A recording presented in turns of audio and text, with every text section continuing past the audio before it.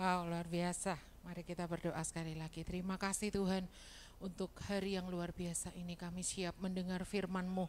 Biar firman-Mu mengubahkan dan memperlengkapi hidup kami. Untuk kami berjalan ke depan dalam iman. Ketika kami berjalan dengan iman, ada gereja yang kudus dan ada persekutuan orang kudus, ada kesatuan. Terima kasih Tuhan. Di dalam nama Yesus kami berdoa, haleluya. Amin. Shalom.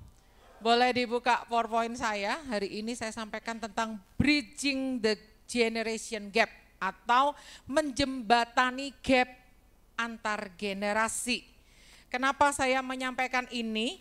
Karena gereja yang kudus dan salah satunya kesatuan gereja yang kudus, kesatuan dari umat-umat Tuhan itu akan kita raih dengan cara menjembatani antar generasi. Di sini banyak ada generasi yang sudah 60 tahun ke atas, ada yang 40 sampai 60, ada yang 40 tahun ke bawah, ada kakek nenek, papa mama, anak mantu, cucu, ya kan. Itu jangan sampai ada gap di antara kita sehingga itu menjadi penghalang untuk kita bisa menjadi satu gereja yang kudus dan Tadi pagi suami saya Pak Boas menyampaikan tentang tubuh Kristus itu terdiri dari banyak karunia, di mana karunia-karunia itu saling melengkapi. Untuk sore ini kita akan berbicara tubuh Kristus terdiri dari tua dan muda, di mana yang tua dan yang muda akan saling bergandeng tangan untuk menggapai visi Tuhan dalam kerajaan Kristus, perlebaran kerajaan Kristus di atas muka bumi ini. Sekarang kita lihat ya, di sini ada di sini ada terus. Ya, berbagai macam generasi, tulisannya kecil-kecil ya, semoga bisa terbaca ya. Kalau Anda lahir tahun 45 sampai 60, Anda disebut generasi baby boomers. Kalau Anda lahir di tahun 61, cek. Kalau Anda lahir tahun 61 sampai 80, Anda termasuk generasi X. Ya, saya generasi X karena lahir tahun 73, saya sama suami saya generasi X. Kalau Anda lahir tahun 81 sampai 95, Anda disebut generasi Y. Mungkin ini Vigo Vion ada di sini mungkin ya. Ya. Atau disebut generasi milenial ya. Generasi X sama dengan generasi the baby bus generation. Lalu kalau Anda lahir tahun 95 sampai 2010, Anda termasuk generasi Z atau disebut I generation. Kalau Anda lahir tahun 2011 sampai 2025, Anda termasuk generasi Alpha atau global citizen, ya. Nah, Melody sama Dito ini termasuk generasi yang mana ini ya?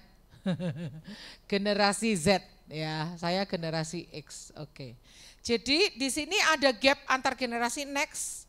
Ini enggak sempat saya jelaskan, waktu kita sangat terbatas. Di sini ada generasi era dulu itu seperti apa modelnya, era kekinian itu seperti apa ya. Next kalau ada waktu lagi ya, kita lompati aja.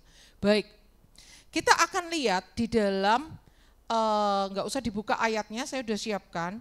Bahwa di dalam 1 Tawarik 25 ayat 7 sampai 8, di situ dikatakan jumlah mereka bersama-sama saudara-saudara mereka yang telah dilatih bernyanyi untuk Tuhan, mereka sekalian adalah ahli seni. Ada 288 orang, tua dan muda, guru dan murid membuang undi mengenai tugasnya.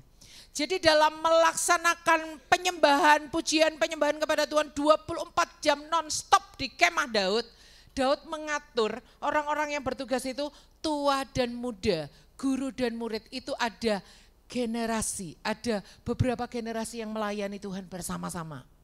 Dan kalau terjadi gap antar generasi, pasti pelayanan itu nggak akan bisa berjalan dengan baik. Ya, kita lihat lagi Amsal 17 ayat 6 berkata begini, mahkota orang tua adalah anak cucu dan kehormatan anak-anak ialah nenek moyang mereka.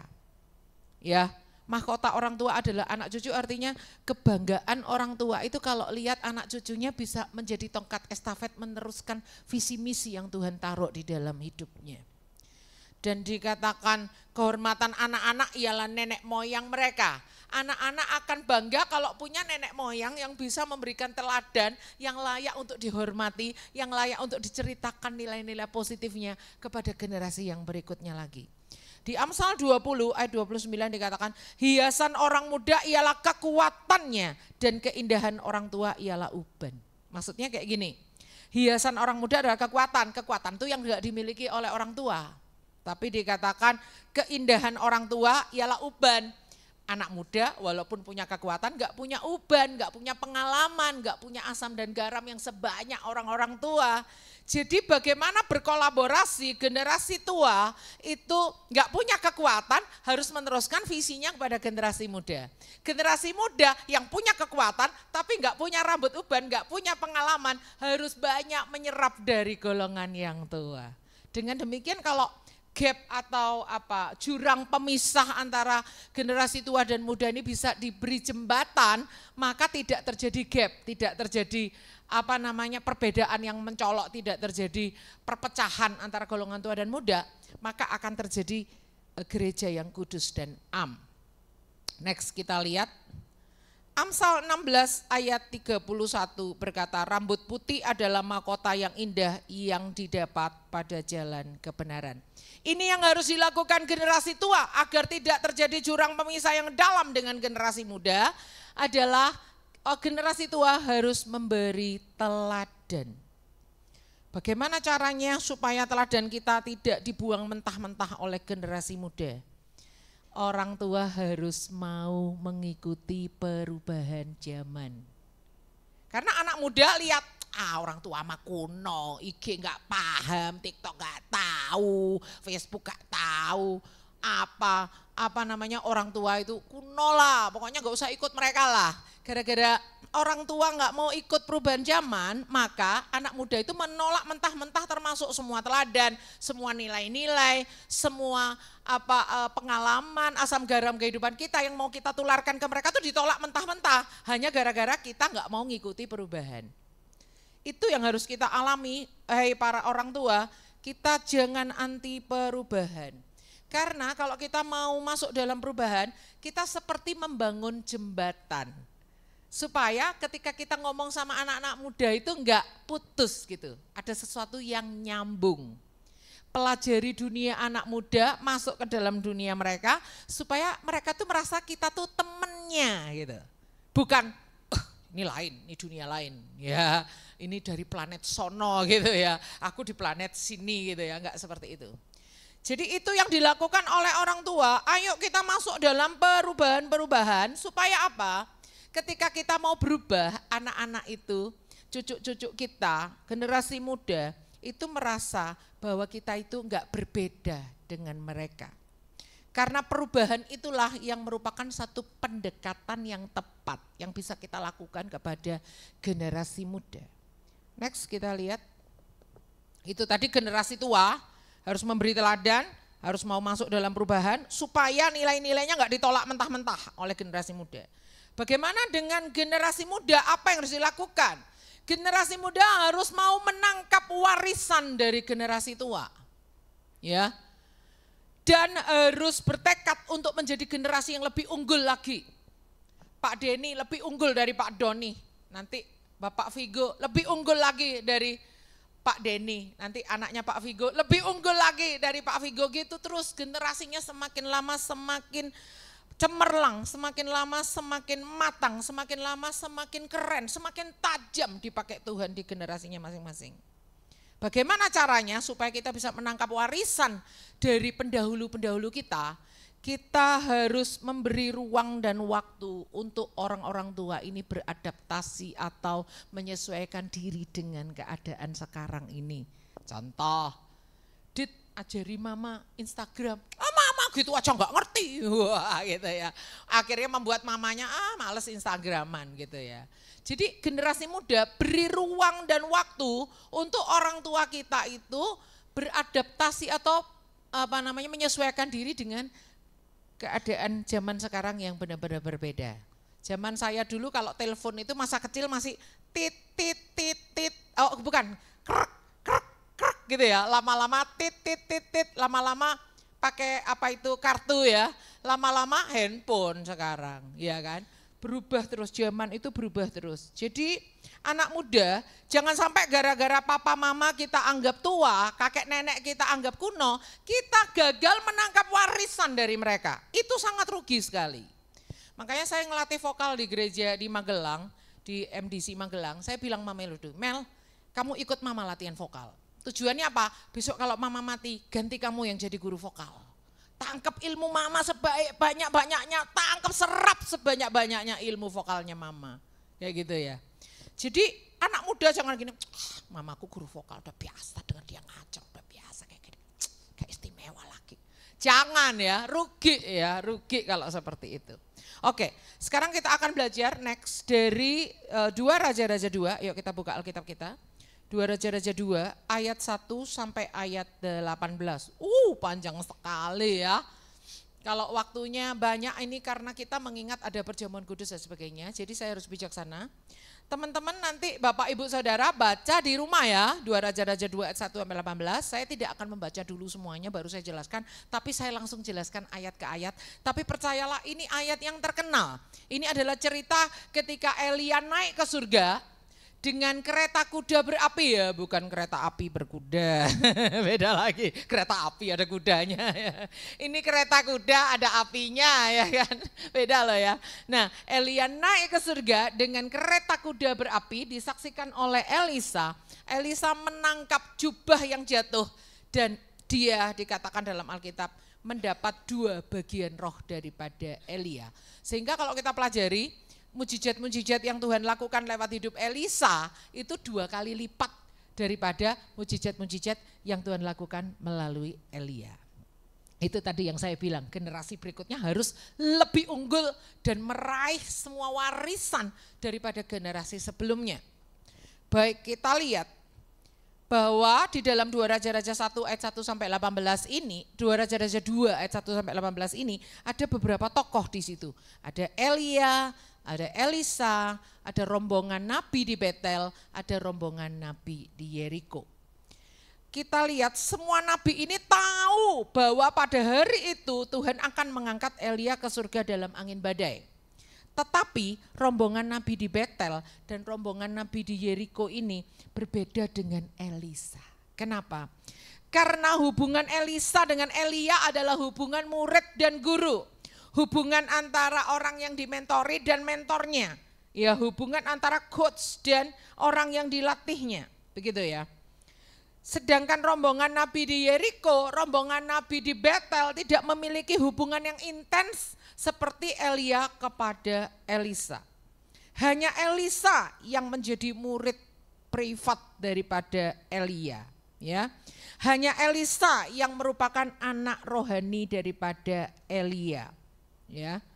Hanya Elisa yang mendapat 2 bagian roh daripada Elia. Dan hanya Elisa yang bisa melihat Elia diangkat ke surga. Sedangkan rombongan-rombongan nabi yang lain tuh enggak lihat Elia naik diangkat ke surga itu, mereka enggak lihat dengan kasat mata. Makanya mereka cari-cari jenazahnya, enggak ketemu ya kan. Kita sekarang akan lihat ada beberapa prinsip bagaimana generasi Elia dapat mengimpartasikan, dapat membagikan, dapat mewariskan kepada generasi Elisa. Sehingga dari bagian Alkitab ini kita lihat tidak ada gap. Tidak ada jurang pemisah antara generasi tua dan generasi muda. Mereka bisa mengulurkan tongkat estafet, di mana generasi muda bisa mengambil tongkat estafet itu, meneruskan visi misi yang Tuhan tanamkan, sehingga pekerjaan Tuhan dapat terus berjalan. Ya, kita lihat yang pertama yaitu ayat 1. 2 Raja-Raja 2 ayat 1, menjelang saatnya Tuhan hendak menaikkan Elia ke surga dalam angin badai, Elia dan Elisa sedang berjalan dari Gilgal. Sedang berjalan, ini berbicara tentang berjalan bersama. Katakan berjalan bersama. Kalau Alkitab berjalan aja kok tidak ditulis, ini pasti ada artinya. Berjalan bersama artinya berkomunikasi. Tidak ada, Elisa kamu di belakang, kamu murid itu di belakang, ikuti Pak Guru jalan depan. Enggak. Atau muridnya ngeminteri ya, Pak Guru di belakang, Pak Guru sudah tua nggak tahu kemajuan, aku yang di depan. Enggak, tapi Elisa dan Elia, yuk kita jalan bareng ngapain? Berkomunikasi, bercerita, sharing. Generasi tua men-sharingkan pada generasi muda. Generasi muda menangkap nilai-nilai dari generasi tua. Generasi muda menyampaikan visinya ke depan. Generasi tua memberitahu untuk mencapai visi itu, ini loh pengalamanku di masa lalu. Bagaimana cara mengatasi orang yang sulit. Bagaimana caranya menggapai visi. Bagaimana caranya membuat rencana. Bagaimana caranya mengeksekusi. Bagaimana caranya mengembalikan kemuliaan bagi Tuhan. Bla bla bla bla bla bla. Banyak yang bisa mereka obrolkan ketika mereka berjalan bersama. Coba Bapak Ibu kalau makan sama keluarga jangan semuanya pegang handphone, enggak boleh. Kalau makan bersama keluarga letakkan semua handphone, ambil waktu itu untuk ngobrol. Ambil waktu itu untuk take and give, ambil waktu itu untuk bercengkrama. Kadang-kadang obrolannya enggak penting-penting enggak apa-apa. Kadang-kadang obrolannya enggak yang serius-serius, resmi-resmi enggak apa-apa. Itu yang namanya kemesraan. Kemesraan itu adalah kadang-kadang yang dibicarain kayak enggak mutu gitu. Justru disitulah kemesraan itu terjadi. Ya, kalau bicaranya yang serius, bagaimana? Schedule hari ini apa? Baik. Target hari ini apa? Lalu bagaimana? Kendala apa yang dihadapi? Kayak orang rapat aja ya. Justru enggak seperti itu. Obrolan di meja makan, disitulah kita bercengkrama satu dengan yang lain. Next kita lihat berikutnya, tidak mau tertinggal. Kita lihat ayatnya yang kedua. Berkatalah Elisa kepada Elia, baiklah tinggal di sini sebab Tuhan menyuruh aku ke Betel. Tetapi Elisa menjawab, demi Tuhan yang hidup dan demi hidupmu sendiri, sesungguhnya aku tidak akan meninggalkan engkau. Lalu pergilah mereka ke Betel. Perhatikan ayat 4. Berkatalah Elia kepadanya, hai Elisa, baiklah tinggal di sini sebab Tuhan menyuruh aku ke Yeriko. Tetapi jawabnya, demi Tuhan yang hidup dan demi hidupmu sendiri, sesungguhnya aku tidak akan meninggalkan engkau. Lalu sampailah mereka di Yeriko. Masih terus lanjut ke ayat yang ke-6. Berkatalah Elia kepadanya, baiklah tinggal di sini sebab Tuhan menyuruh aku ke sungai Yordan. Jawabnya, demi Tuhan yang hidup dan demi hidupmu sendiri, sesungguhnya aku tidak akan meninggalkan engkau. Lalu berjalanlah keduanya. Generasi muda jangan mau tertinggal dari generasi tua. Generasi tua diajak Tuhan bergerak kemana, kita ikuti. Generasi tua dikasih Tuhan talenta apa, bidang apa, kita geluti. Contoh, Bapak Gembala, Ibu Gembala kuat di praise and worship. Kita unduh, kita serap ilmu mereka, kita serap teladan mereka. Kita belajar dari mereka sehingga orang melihat kita, oh dari mana? GPDI Kalinegoro. Wah, itu kuat loh praise and worship di gereja situ, ya. Bagaimana dengan Anda? Jangan sampai kita, apa praise and worship itu apa? Lalu bagaimana? Wah, jangan sampai kita kayak gitu ya. Kita harus ikuti kegerakan Tuhan yang Tuhan kerjakan lewat hidup mereka. Orang-orang yang Tuhan pakai untuk mementori kita. Contoh, ketua komsel Anda, leader Anda di komsel di KFC, itu Tuhan bawa dia kemana? Kita ikuti. Jangan mau tertinggal di Betel, jangan mau tertinggal di Yeriko. Kita ikuti langkah-langkahnya, kita serap. Contoh, orang tua kita punya talenta apa, punya karunia apa, kita ikuti. Ya bukan berarti kita orang talenta karunianya harus sama, enggak harus ya. Tapi setidaknya di mana orang tua kita bergelut, kita harus tahu, kita harus menyerap apa-apa yang bisa kita serap dari mereka. Contoh, papa saya adalah seorang pekabar Injil. Saya jangan sampai gagap mengabarkan Injil dong. Ya, papa saya seorang pendidik, seorang kepala sekolah. Saya juga harus terjun di dunia pendidikan dong. Kayak gitu ya. Ya, mama saya seorang guru bahasa Inggris. Setidaknya saya bahasa Inggrisnya jangan malu-maluin dong, kayak gitu ya. Jadi kita mau serap sebanyak mungkin. Dengan cara apa? Jangan mau ditinggal di Gilgal, jangan mau ditinggal di Yeriko, jangan mau. Kita berjalan terus sampai saatnya Elia naik ke surga. Elisa menjadi saksi mata yang dekat langsung nih dari sentimeter ke meter ke kilometer sampai menghilang ya kan. Tepat ada di bawahnya. Next kita lihat yang ketiga. Ada hubungan segitiga antara Elia, Elisa dan Tuhan. Bisa kita lihat di ayat 2, 4, dan 6 yang sudah kita baca. Selalu Elisa berkata gini, demi Tuhan yang hidup dan demi hidupmu sendiri. Ada engkau Elia, ada aku Elisa, dan ada Tuhan di tengah-tengah kita. Artinya kalau kita mau menyerahkan tongkat estafet dan kalau kita mau menerima tongkat estafet, tidak ada gap antar generasi, tidak ada jurang pemisah dengan kita dan anak-anak dan cucu-cucu kita untuk kita bergerak dalam satu gereja yang berjalan bersama untuk meraih visi yang Tuhan berikan dalam hidup kegerejaan kita, keberjemaatan kita. Satu hal yang jangan kita lupakan, harus ada Tuhan di tengah-tengah kita. Harus ada Tuhan yang menjadi sentral, yang menjadi pusat di keluarga kita. Sehingga ini Bapak Ibu Gembala barusan mantu anak pertama ya, nanti mungkin kapan lagi tahun depan atau kapan mantu anak kedua ya. Gak berapa lama Tuhan karuniakan cucu dan sebagainya. Terus itu tongkat estafet terus berjalan. Dan jangan lupa harus ada Tuhan. Yang menjadi jembatan tuh salah satunya adalah Tuhan.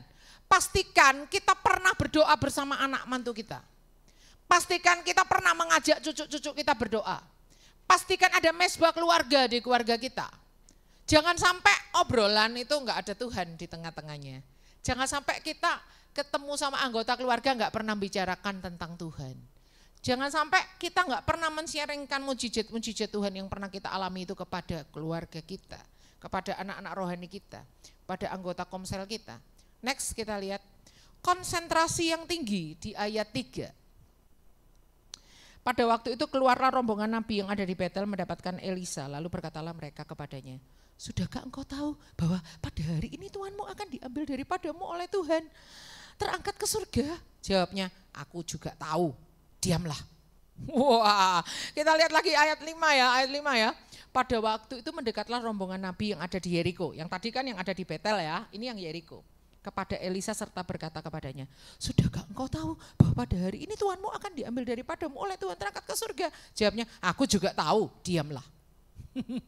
Saya baca ini ketawa ya, weh ternyata Elisa itu orang yang sangat tegas, wes ojo rame-rame menengoy gitu ya. Seolah-olah kalau di bahasa Jawa kan gitu, meneng, ojo rame-rame gitu ya.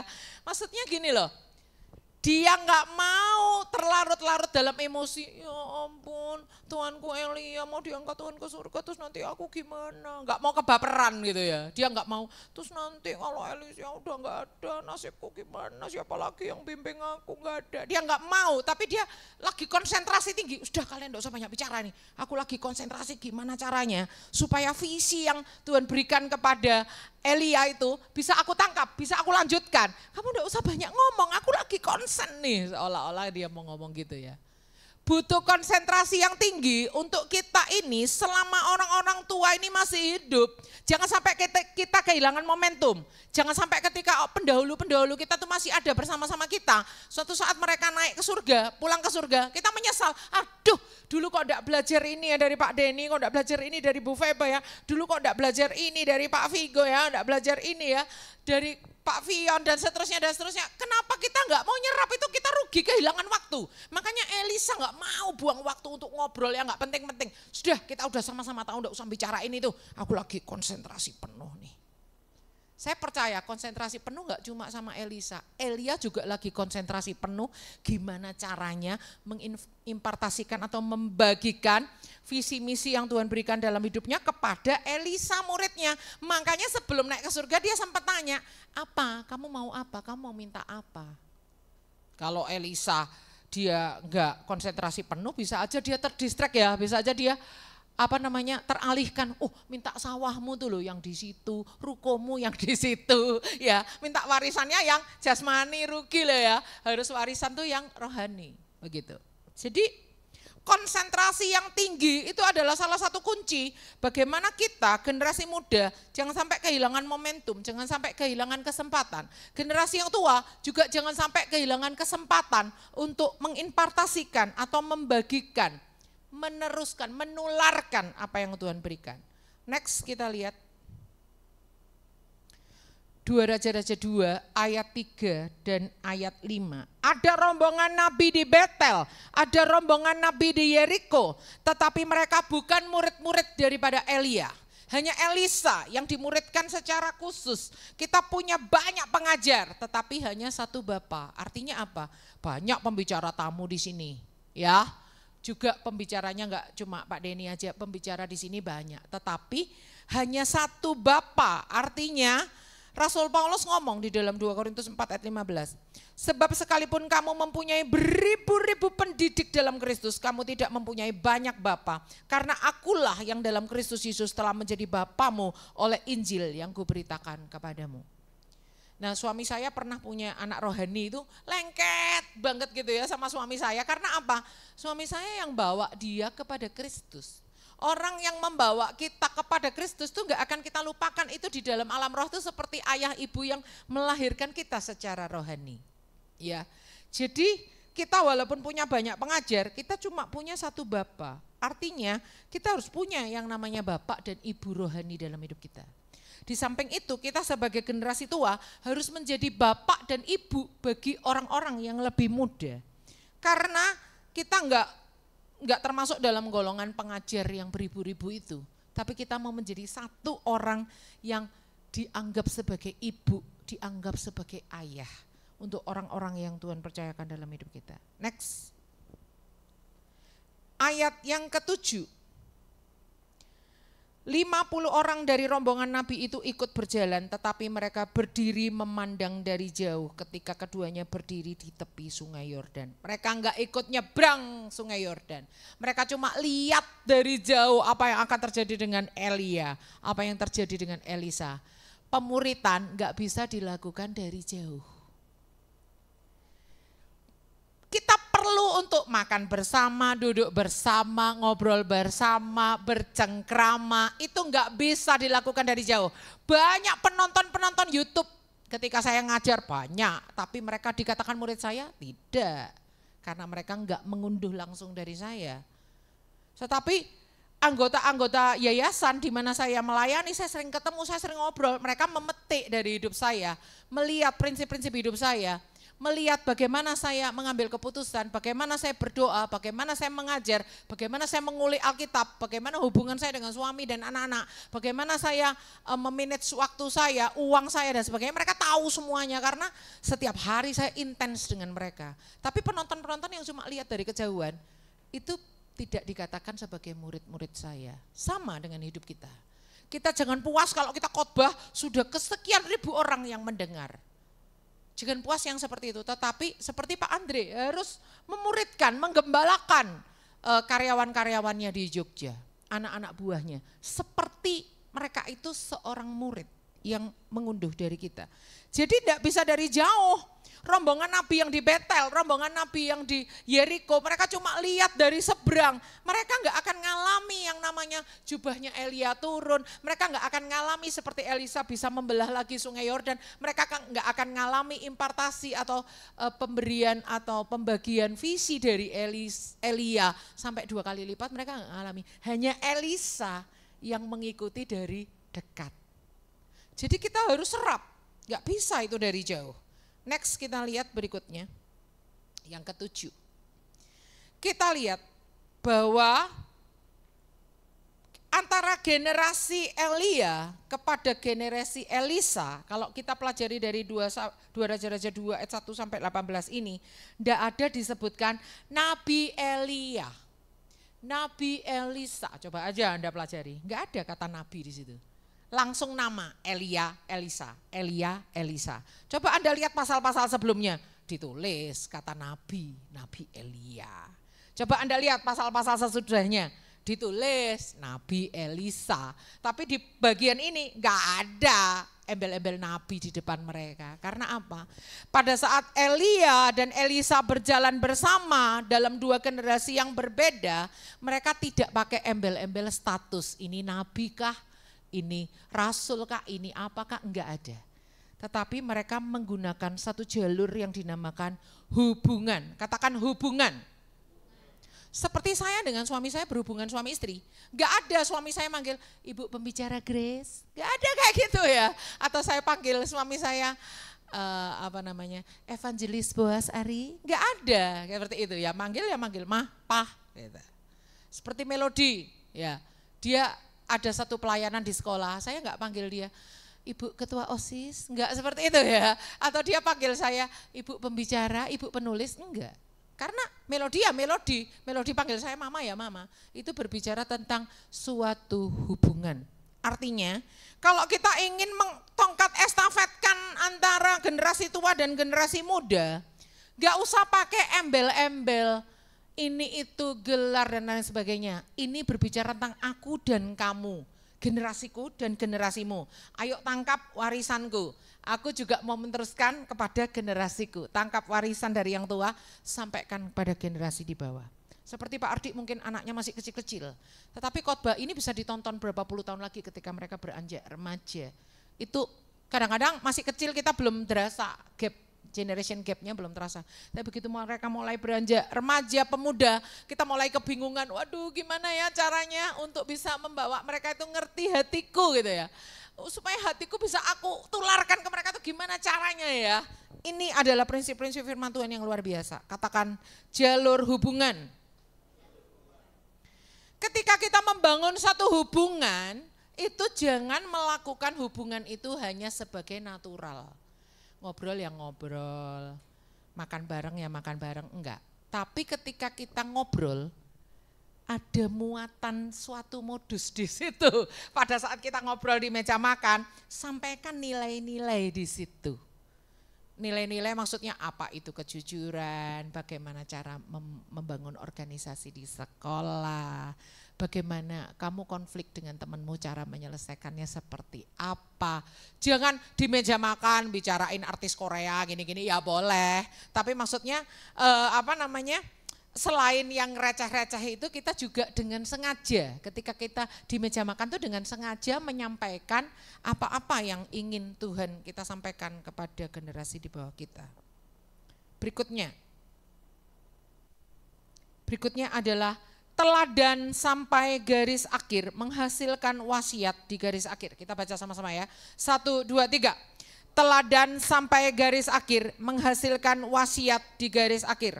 2 Raja-Raja 2 ayat 9. Dan sesudah mereka sampai di seberang berkatalah Elia kepada Elisa, mintalah apa yang hendak kulakukan kepadamu sebelum aku berangkat daripadamu. Jawab Elisa, biarlah kiranya aku mendapat 2 bagian dari rohmu. Jadi kita lihat di sini ya, ketika Elia ini memberi tawaran, kamu mau minta apa? Tawaran itu enggak diberikan pada nabi-nabi di Betel, tawaran itu enggak diberikan pada nabi-nabi yang di Yeriko. Tawaran itu hanya diberikan kepada Elisa yang saat itu bersama-sama dengan dia. Tetapi kenapa dia hanya kasih tawaran itu kepada Elisa? Karena dia harus yakin bahwa Elisa ini ketika mendapatkan apa yang dia minta, Elisa ini bisa bertanggung jawab untuk apa yang dia minta itu dia tanggung jawab. Kayak gitu. Dan berikutnya adalah kedekatan para pemimpin, para guru, para ayah rohani sampai titik terakhir itu menunjukkan satu loyalitas, satu kesetiaan, satu jangka waktu yang panjang untuk sampai ke garis finish. Seorang guru atau pemimpin harus memposisikan dirinya menjadi teladan sampai garis akhir. Finishing well, ya. Bukan hanya 3-4 tahun, bukan hanya lewat buku panduan juklak aja, tetapi teladan itu terus sampai garis akhir sehingga waktu kita nawarin ke generasi muda, mau belajar apa dari papa mama? Contoh mama ini jago masak, bikin kue kayak Bujat Miko jago bikin kue gitu ya. Mau tawarin ke menantunya ya, pengen belajar resep apa nih dari Bujat, bikin kue yang kamu belum bisa gitu ya. Tapi kalau orang tua nggak ngasih teladan sampai garis akhir akan rasudi aku belajar bikin kue dari dirimu gitu ya. Kalau kita nggak memberi teladan semua akan ditolak mentah-mentah. Makanya kita harus memberi teladan sampai garis akhir supaya warisan itu ketika kita berikan itu juga bisa diterima dengan baik. Karena hidup kita adalah surat terbuka. Berikutnya, mengejar warisan perkara surgawi. Pada saat Elisa ditanya, kamu minta apa yang akan kulakukan sebelum aku naik ke surga loh ini? Elisa jawabnya apa? Biarlah kiranya aku mendapat 2 bagian dari rohmu. Dia nggak bilang gini, Elia coba sawahmu itu ndek mana, tanahmu itu ndek mana, lokasinya piro kali piro ya, terus itu sekarang harganya per meter persegi piro ya. Dia nggak minta itu, dia nggak minta warisan yang berupa tanah, kalau zaman sekarang ruko kayak gitu ya, apartemen gitu ya, tabungan deposito enggak. Elisa tahu, ini Elia gurunya, papa rohaninya mau naik ke surga. Dia minta 2 bagian roh, artinya perkara yang harus kita unduh dari orang tua kita, pendahulu-pendahulu kita adalah warisan rohani. Warisan rohani itu jauh lebih berharga dari warisan lainnya. Ya, warisan rohani itu adalah sesuatu yang sangat berharga, jangan sampai kita ketinggalan. Jangan seperti Gehazi. Gehazi itu yang dikejar adalah perkara duniawi. Ketika Naaman itu udah sembuh, Naaman nawari sama nabinya oleh-oleh yang dia bawa, nabinya nolak. Gehazi dalam hati, tuanku nih jadi orang kok ya terlalu sungkan ngono loh.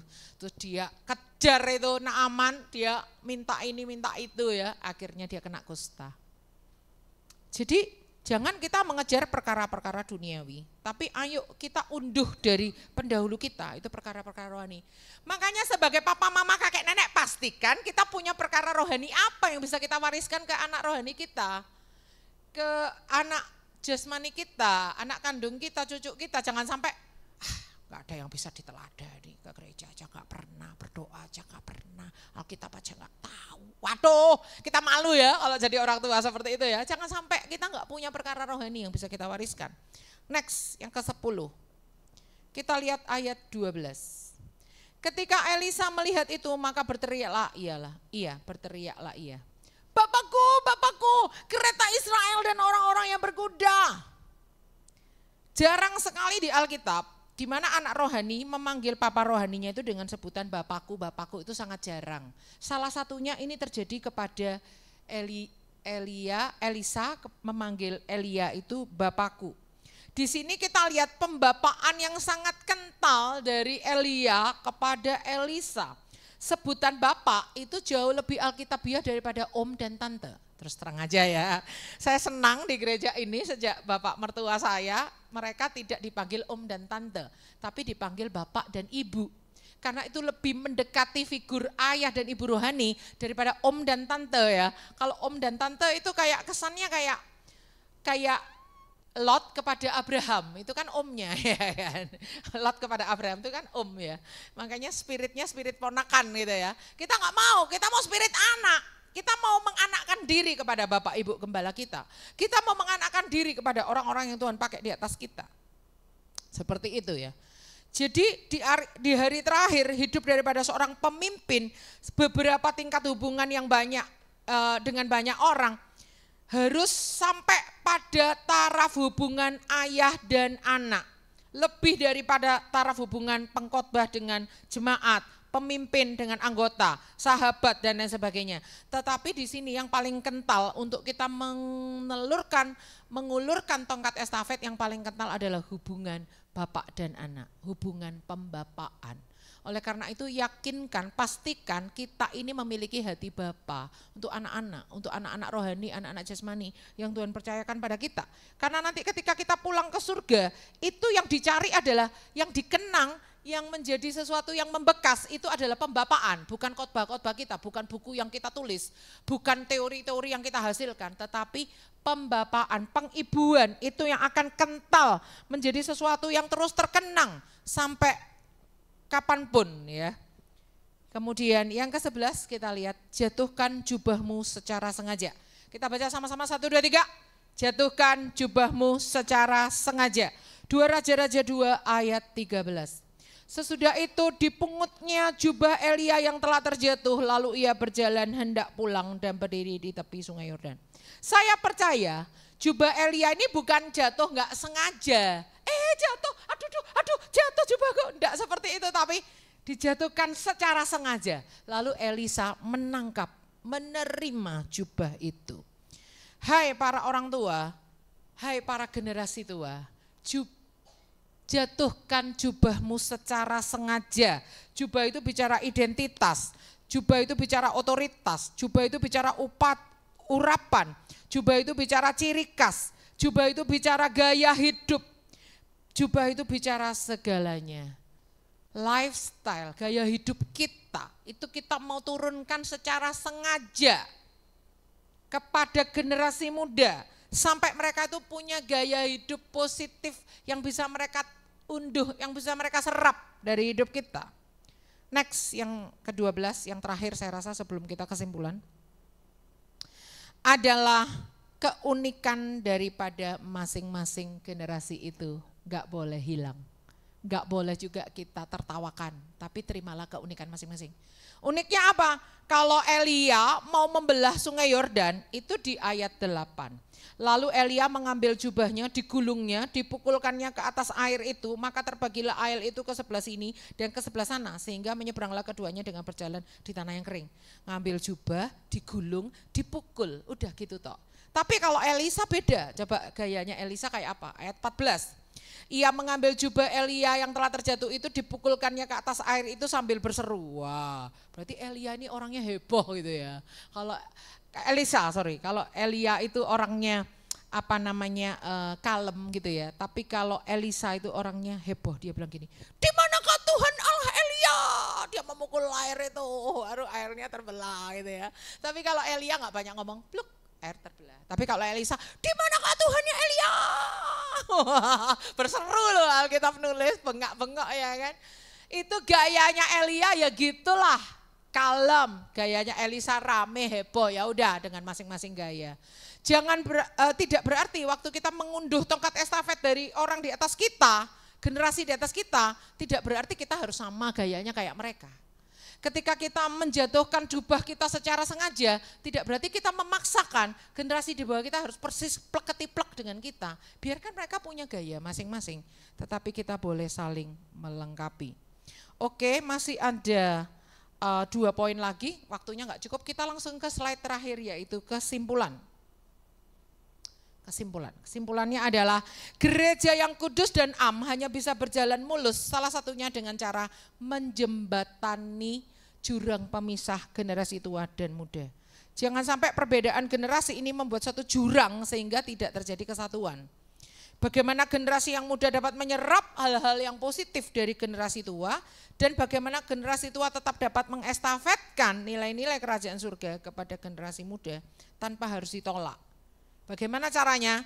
Generasi tua harus mau hidup dalam perubahan zaman. Gap yang dapat diatasi akan membentuk kesatuan yang semakin kokoh di dalam gereja Tuhan. Mari kita berdoa. Terima kasih Tuhan, terima kasih kami sudah belajar dari firman-Mu. Kami mau menjadi gereja yang kudus dan am. Kami enggak mau ada gap antar generasi. Sekalipun mungkin usia kami semakin bertambah tua, kami tidak mau kehilangan kekinian. Sekalipun kami menganggap diri kami masih muda, kami tidak mau kehilangan warisan. Oleh karena itu Tuhan memberkati firman yang sudah kami bacain dan renungkan ini, boleh memperlengkapi hidup kami. Boleh memperlengkapi hidup kami. Untuk kami tidak kehilangan momentum menjatuhkan jubah secara sengaja dan menangkap jubah itu dengan penuh arti. Terima kasih Bapa, terima kasih. Dalam nama Yesus kami berdoa, amin. Haleluya. Sebelum kita ke perjamuan kudus, Bapak Ibu Saudaraku, Tuhan mendesain gereja itu bukan hanya untuk ada di satu masa tertentu. Jadi gereja itu harus berkesinambungan. Gereja itu harus terus mengalami regenerasi, ya. Dan itu kenapa Yesus mati? Karena dia tahu bahwa dia sudah mencetak murid-murid. Ya, Yesus berani mati, kemudian dia berani tinggalkan murid-murid untuk dia naik ke surga, karena dia tahu dia sudah latih orang-orang untuk melanjutkan pekerjaannya. Kegagalan gereja, kegagalan banyak orang Kristen adalah mereka hanya jadi pengunjung gereja. Setia bagus. Setia itu sesuatu yang dituntut oleh Alkitab. Tetapi ada banyak orang Kristen yang gagal menyerap dan mengambil apa yang sebenarnya Tuhan mau dalam hidupku. Percayalah bahwa pemimpin rohani itu selain memberi dan memimpin kita secara rohani, tapi pemimpin rohani dalam hidupmu itu diizinkan Tuhan ada dengan warnanya, dengan gayanya untuk memperkaya hidupmu. Jadi seperti firman Tuhan tadi, mari Bapak Ibu serap. Kalau Tuhan izinkan saya ditunjuk menjadi pemimpin di tempat ini, Bapak Ibu ambil semua. Saya adalah tipe orang yang selalu ingin memberi semua. Anda lebih hebat dari saya akan senang dan saya akan sangat bangga. Ambil semua, ambil semua. Karena ada banyak pemimpin juga yang gak mau kasih semua. Ada tipe-tipe pemimpin yang enggak lah, yang paling pintar harus aku. Yang paling hebat harus aku, yang lain itu harus ada di bawahku.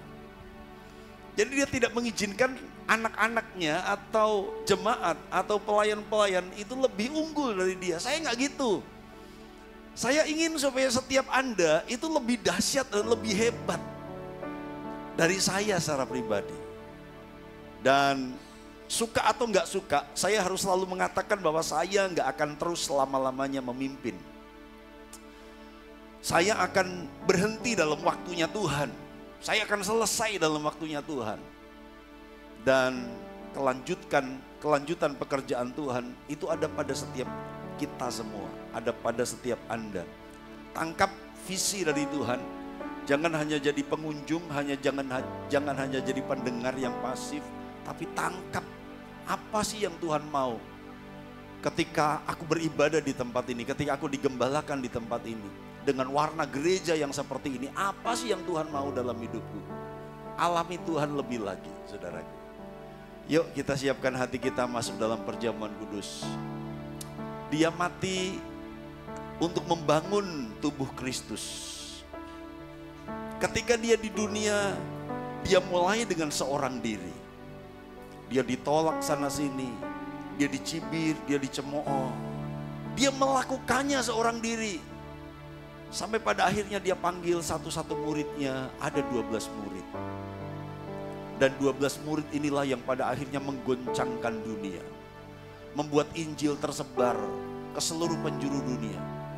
Yesus berkata, engkau akan jadi saksiku di Yerusalem, di Yudea, Samaria, sampai ke ujung bumi. Apakah kita punya mimpi supaya gereja sampai di ujung bumi? Kadang-kadang kita gagal menyerap untuk diri kita pribadi. Padahal Tuhan mau kita melakukan lebih dari apa yang engkau pahami dan mengerti. Karena itu sebelum masuk perjamuan kudus, mari setiap kita bertanya, Tuhan, aku adalah gerejamu. Aku adalah gerejamu. Aku mau belajar seperti Elia yang menurunkan semua ilmu kepada Elisa. Kalau engkau orang tua, belum terlambat untuk engkau mengajari cucumu, anak-anakmu berdoa. Pak, saya sudah jauh dari anak cucu, doa secara online. Belajar voice note, kirim doa. Seperti saya ngajar voice note, kirim. Bapak Ibu boleh rekam di depan HP-mu. Tuhan, aku berdoa untuk anak-anakku di kota ini, aku berdoa untuk menantuku, kirim kepada mereka. Ada banyak cara untuk kita berdoa. Walaupun anak-anak cucumu sudah berpisah jauh dari engkau. Belajar voice note. Pak, gimana caranya? Datang kepada saya ajarin. Gampang. Hanya karena kita nggak mau belajar saja. Voice note. Kita tinggal satu kali tekan, kita ngomong, terkirim. Nasihat kita, ucapan kita terkirim kepada anak-anak cucu kita.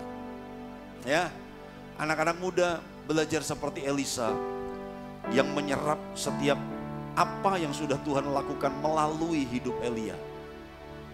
Pelayan-pelayan, serap dari pemimpin-pemimpinmu, serap dari gembalamu, ambil semua, jadilah lebih dari dia. Haleluya, terima kasih Tuhan. Kami menyembah-Mu ya Yesus. Engkaulah kepala gereja.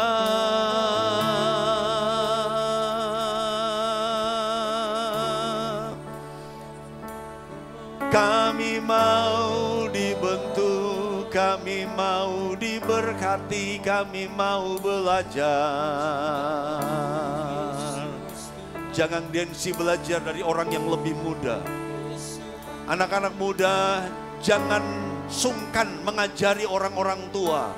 Orang tua jangan sungkan belajar dari anak-anak muda. Haleluya.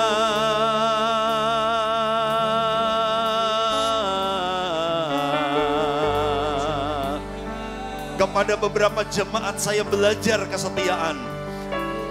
Dari beberapa pelayan saya belajar ketangguhan, komitmen melayani. Saya belajar dari Anda. Saya belajar dari jemaat yang setia, yang tulus mengasihi. Saya belajar dari jemaat yang gak peduli omongan orang dan terus melayani Tuhan dengan ketulusan. Saya belajar dari jemaat. Dan kiranya jemaat belajar dari gembala, dari pemimpin rohani. Dan kita menjadi gereja yang gereja yang satu, gereja yang kudus. Bapakku, aku menyembahmu. Haleluya.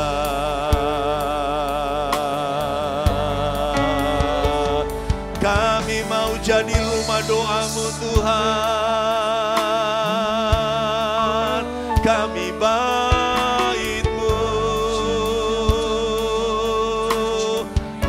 suami istri berdoa di rumah, mulai ajak anak-anak cucumu berdoa secara online, secara onsite. Haleluya.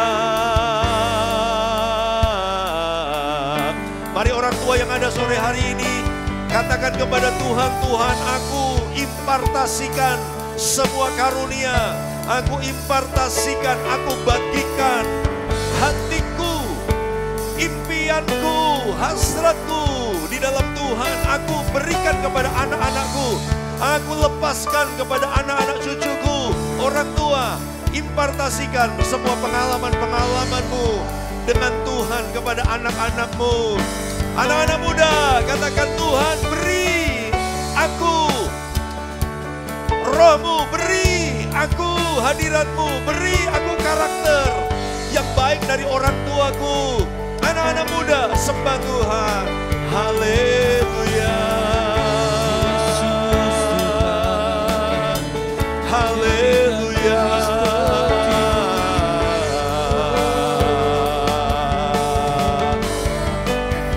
Haleluya.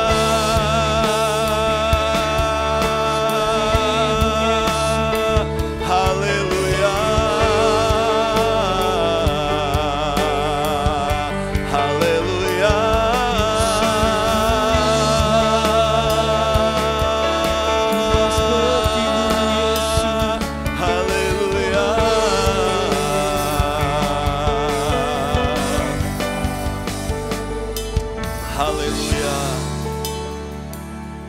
Sia-sia kita masuk perjamuan kudus kalau kita nggak tahu inti perjamuan kudus. Perjamuan kudus adalah mengingat kasih Tuhan yang mati. Satu benih mati, tapi ribuan benih tumbuh. Yesus seorang diri dia mati, tetapi ribuan benih tumbuh. Karena kemudian gereja mengabarkan Injil. Haleluya. Jadikan aku bait suci-Mu yang kudus dan yang tiada bercela. Jadikan aku mezbah doa-Mu bagi keselamatan bangsaku. Jadikan aku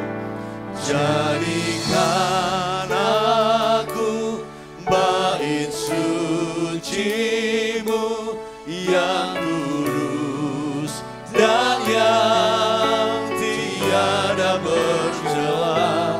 Jadikan aku mezbah doa-Mu bagi keselamatan bangsaku. Jadikan aku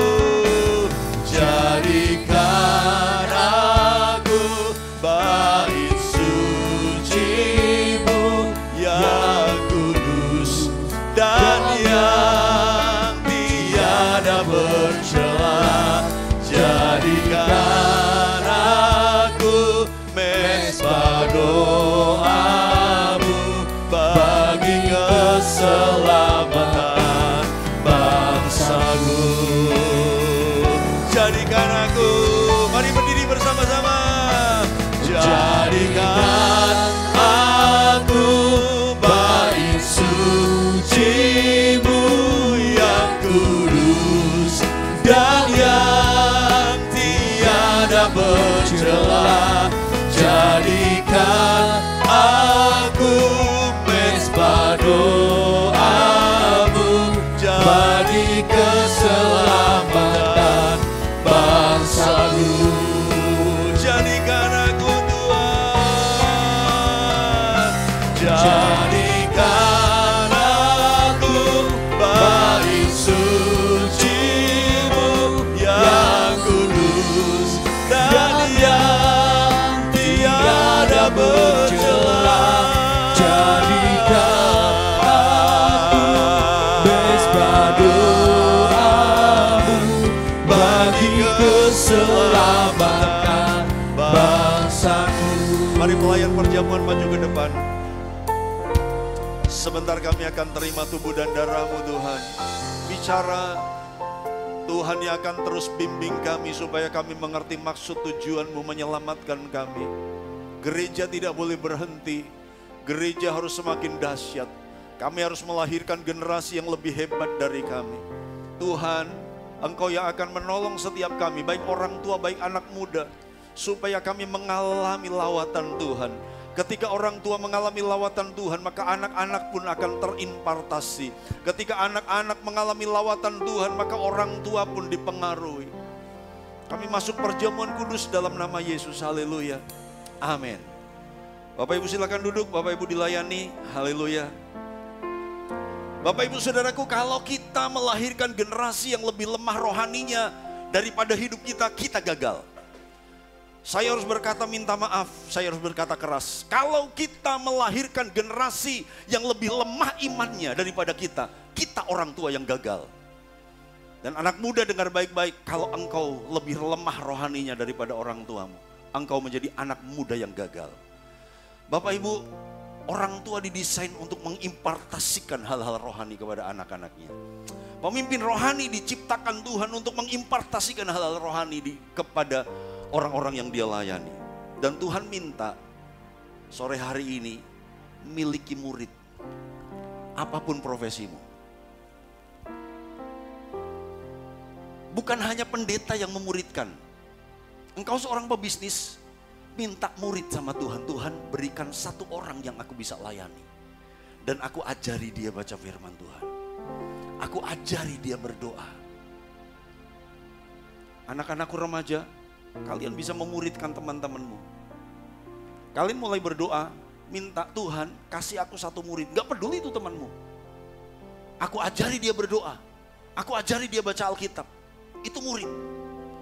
Engkau seorang pebisnis, engkau seorang pedagang, engkau seorang ibu rumah tangga, mulai malam hari ini minta Tuhan kasih aku satu murid.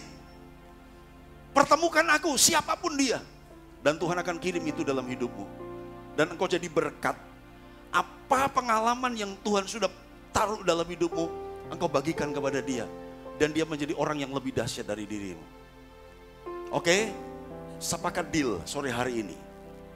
Kita mungkin sulit membayangkan pemuritan seperti apa. Cerita yang kita alami dengan Tuhan, cerita. Engkau bisa memuridkan lewat Facebook, engkau bisa memuridkan lewat media sosial, engkau bisa memuridkan dalam bentuk apa saja. Jadi orang-orang tua yang di bawah minta satu orang murid, satu saja, nggak usah banyak. Setiap orang memuridkan satu orang. Dan itu artinya kita sedang melakukan regenerasi gereja Tuhan. Kalau murid itu lebih tua dari dirimu, tapi orang tua itu nggak tahu apa-apa, nggak apa-apa. Murid nggak harus lebih muda.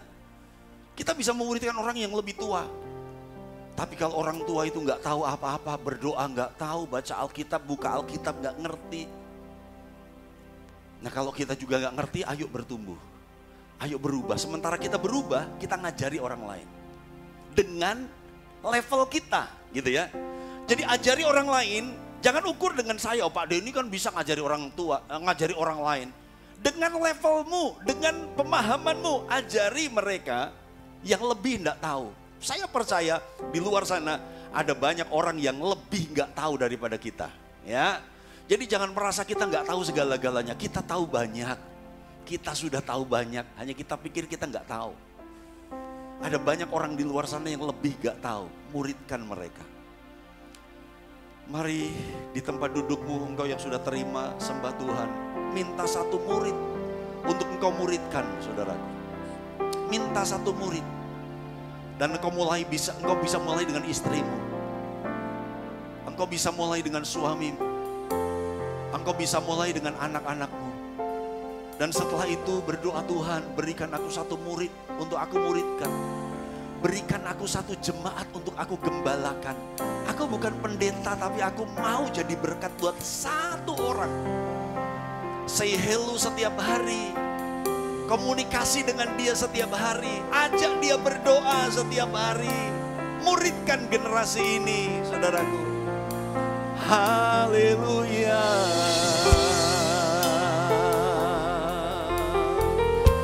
Bapa, ya Bapa.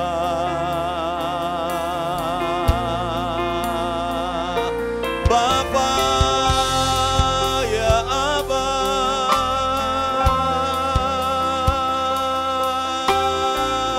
Tidak lama lagi engkau datang. Perjamuan kudus dilecehkan di pembukaan Olimpiade. Perjamuan kudus dinistakan oleh mereka yang tidak mengerti apa itu perjamuan kudus. Pengorbanan Yesus dihina, pengorbanan Yesus dilecehkan, pengorbanan Yesus direndahkan. Yesus segera datang dan biarkan kita melakukan bagian kita. Haleluya.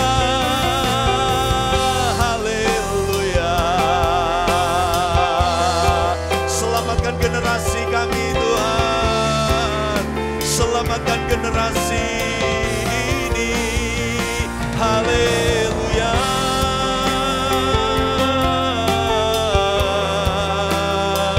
Haleluya.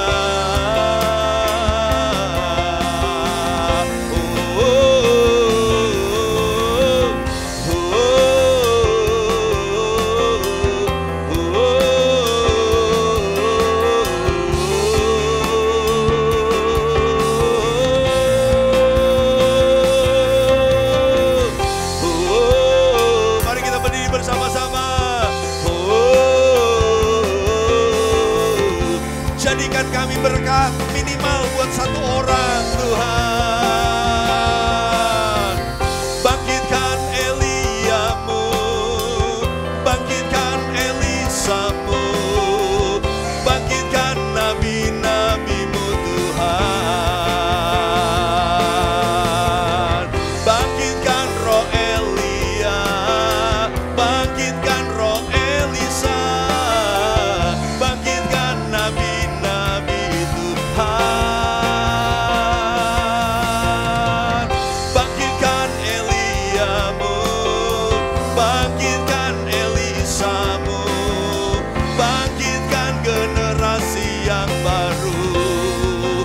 Mari katakan, Tuhan aku mau jadi seperti Elia. Tuhan aku mau jadi seperti Elisa. Aku mau melakukan tugasku.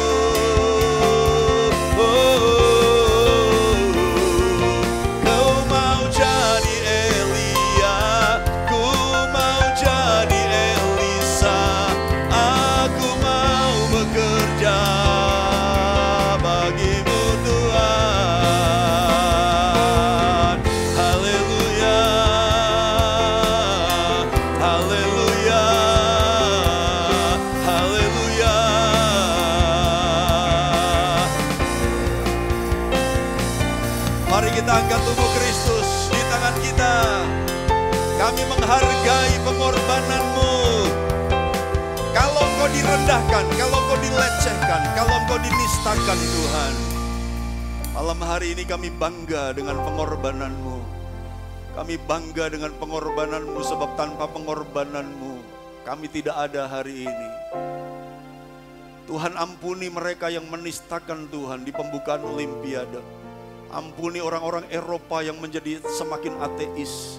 Ampuni mereka yang tidak menghargai pengorbanan dan kasih-Mu. Kami mengampuni mereka yang tidak tahu arti perjamuan kudus. Kami mengampuni mereka yang tidak mengerti arti pengorbanan Yesus. Tuhan, malam hari ini kami angkat tubuh Kristus. Kami junjung tinggi karena kami mengasihi-Mu Tuhan. Tanpa Engkau gereja tidak ada.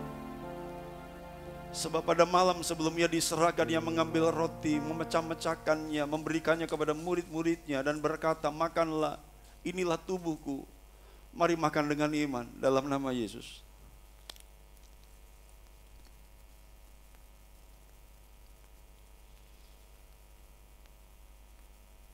Jadikan aku Tuhan rumah doamu, agar semua suku bangsa datang menyembah-Mu.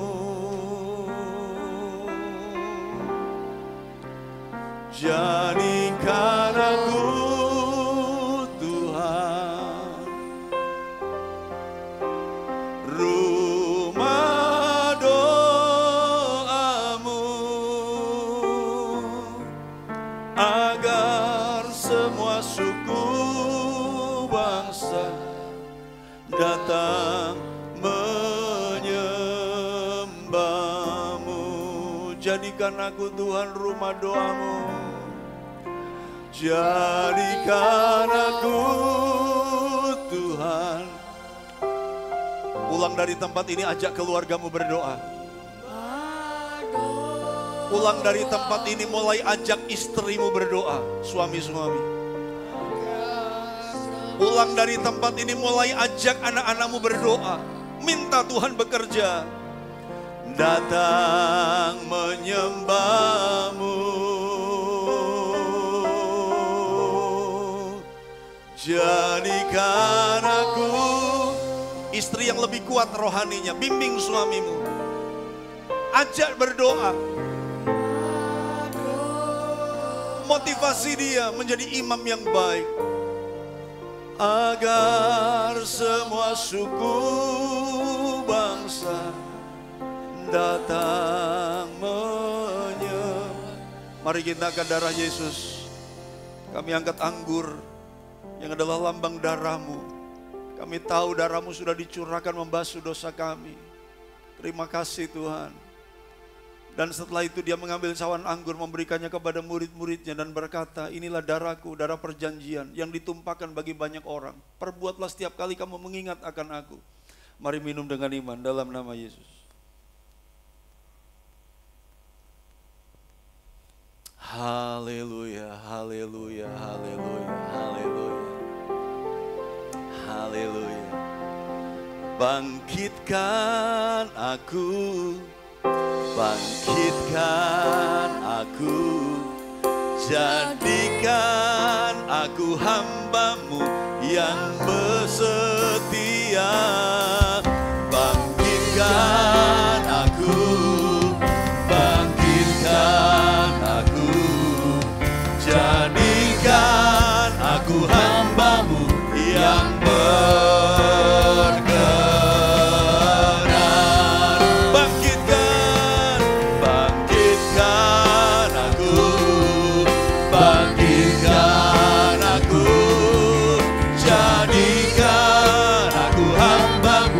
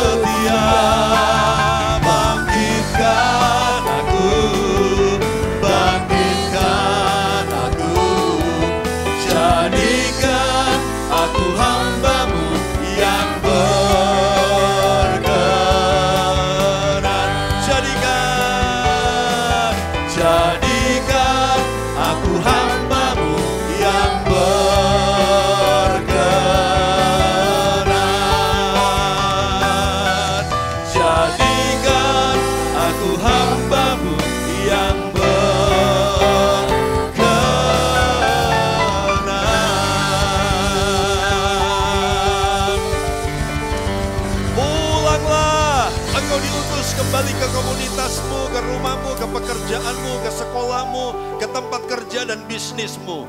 Jadikanlah semua bangsa murid Tuhan. Ajar mereka melakukan setiap kehendak Tuhan. Bapa, kami minta satu murid untuk kami muridkan, untuk kami ajari, kami gembalakan. Pertemukan kami dengan orang yang perlu diajari. Dan biarkan kami jadi berkat, mengajari kebenaran kepadanya. Dan gereja akan bertumbuh dahsyat Tuhan. Sekarang pulanglah, bawalah berkat anugerah dari Allah Bapa. Kasih sayang anaknya yang tunggal, persekutuan Roh Kudus memelihara roh jiwa tubuhmu sempurna tak bercacat. Sampai Yesus datang menjemput gereja. Terimalah perlindungan yang sempurna. Terimalah keberhasilan yang maksimal. Terimalah keberuntungan yang ajaib. Hanya dalam nama Yesus, haleluya. Amin. Shalom, selamat malam. Tuhan memberkati.